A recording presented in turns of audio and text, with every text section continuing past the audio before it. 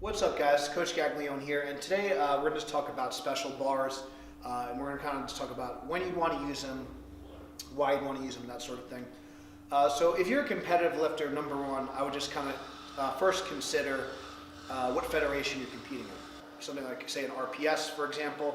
RPS uses specialty bars for the squat, the bench, and the deadlift, and we'll kind of just go through like some of the similarities and differences of all those. And something like a USAPL, they use like the same kind of barbell for all three lifts. So depending on what federation you compete in is going to kind of depend on what kind of barbells you utilize in your training. If you're just kind of starting out, something like this is a Texas Power Bar. This is a great kind of multi-use barbell for bench, squat, and deadlift. This would be fine if you were just going to compete in a federation like USAPL, which uses a little bit more of a stiff bar for all three lifts. They use the same barbell for all three lifts. Something like this would be like fine to train on like all the time.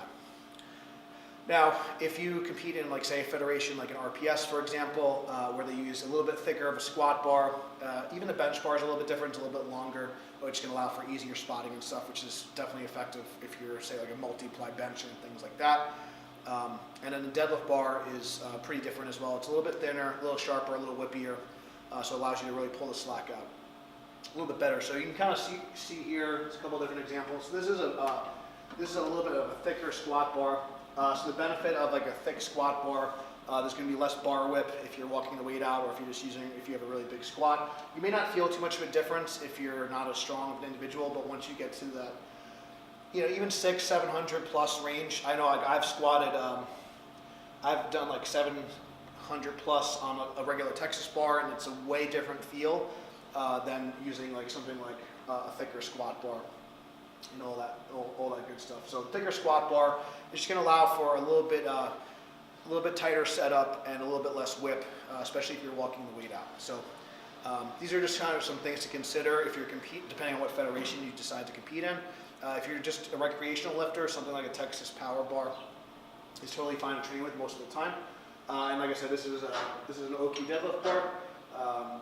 This is a little bit thinner, a little sharper, and it's a little bit more whippy.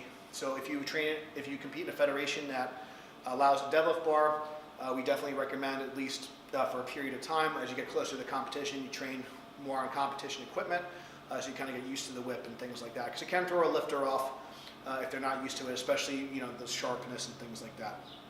So those are just kind of specialty straight bars. So we recommend kind of as you get, especially when you're kind of 6 to 8 weeks out from a meet, you utilize more of the competition style equipment and things like that. If you do compete in a federation that allows squat bars and deadlift bars, for example, there is some value in using a stiffer bar in your training. So something like a Texas Power Bar would be great. Even something like some different barbells here, just something maybe that's a little thicker, that's a little bit stiffer. It's going to make it a little bit more challenging off the floor. It's going to be harder to, like for a deadlift, for example. Something like a smaller, a thinner bar, like more of like a normal like Texas Power Bar, might even be a little bit more comfortable if you're doing something like in the off season or like early in your training prep. That's maybe like more high bar squatting and things like that. You don't necessarily need to have a crazy thick squat bar if you're doing kind of like things like light high bar squats and things like that, and lighter percentage work that maybe you're like under that 75% range. You don't necessarily need the competition equipment when you're kind of in those early stages of training. And sometimes switching the bars up can be a good change of pace. Okay. So that's just kind of just talking about straight bars in general. So depending on your federation, it's going to depend on, or if you're a recreational lifter, it might depend on what you do. Now, let's say you are a recreational lifter and you don't compete. I do think there is some value like in using a deadlift bar and things like that. I just feel like it's a little bit more comfortable. It's a little less jarring with the low back off the floor because you can pull the slack out and things like that. So these are things to consider when you're kind of picking out which equipment you want to train on, or if you're kind of setting up a home gym or kind of going to a gym, you're looking for like what equipment they have. So if you compete, make sure you do some research in whatever federation that you kind of compete in. Some other things that we like to utilize, we do think there is a lot of value in using some special bars in your training. There's 2 bars in particular that we like to utilize the most at Gaglione Strength, and that would be Chris Duffin's Duffalo Bar. We like this a lot. It's gonna have a slight camber, a slight bow to it. It's gonna be a little bit easier on the shoulders for squatting. So in the off season, that could be great if you have some tighter shoulders, maybe you don't have as much external rotation. in your shoulders, or you just maybe have some thoracic spine limitations, some upper back limitations, or a combination of the two, this could be a great tool. It's a little bit closer to a straight bar feel, but it's going to allow a little bit easier to get set up with the shoulders, and there's a little bit less pressure on the joints. We utilize this bar actually most often for benching. Since it has that camber, we like to utilize the Deadlift Bar for our bench training in the off season, because it's going to allow a little bit more range of motion.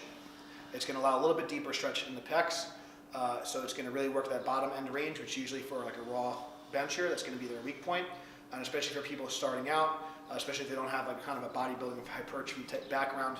That Deadlift Bar is really exceptional for building strength and power off the chest.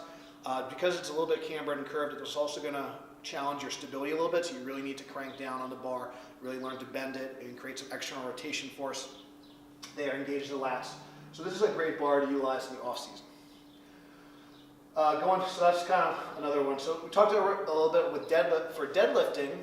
If you are a lifter that competes in, like I say, a federation like an RPS that utilizes a deadlift bar, utilizing a stiffer bar, whether it be a Texas Power Bar or even a more of a commercial gym grade type bar, using a stiffer bar for your deadlifts is also going to help you extend the range of motion a little bit, because it's not going to have as much flex and as much whip, and it's going to allow for a little bit harder start.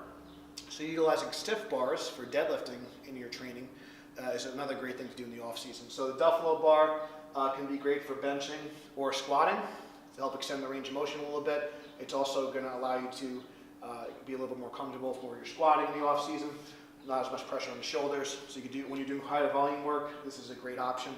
And the stiff bar for deadlift is a great bar to utilize in your training early in the off season if you utilize a deadlift bar in a meet. And the last specialty bar that we like to utilize a lot, we utilize these safety squat bars. These are great for a variety of reasons. It takes all the pressure off your shoulders, because now you're going to go from a really externally rotated position to having the hands out in front. You can even do a hands-free version if you'd like. We've had some wrestlers in the past who've maybe had some injuries from their sport, and they've been able to squat and get a great training effect when they've had some like hand injuries and stuff. So it's a really great bar to take pressure off your shoulders. So that's a good bar to kind of rotate in throughout the off season to make sure you keep your shoulders healthy in the off season. From a performance standpoint, it's going to be a little bit higher up on the body, and it's going to tend to tip you forward a little bit, so it's going to train the upper back a little bit more. So for whether it be squatting or good mornings and things like that, it's a really great bar to kind of build up that upper back strength. Oftentimes, that is where lifters will fail. They'll kind of collapse at that upper back. So utilizing something like a safety squat bar is an excellent tool to utilize in the off season. So basically, so when should we kind of utilize all these specialty bars and all these tools?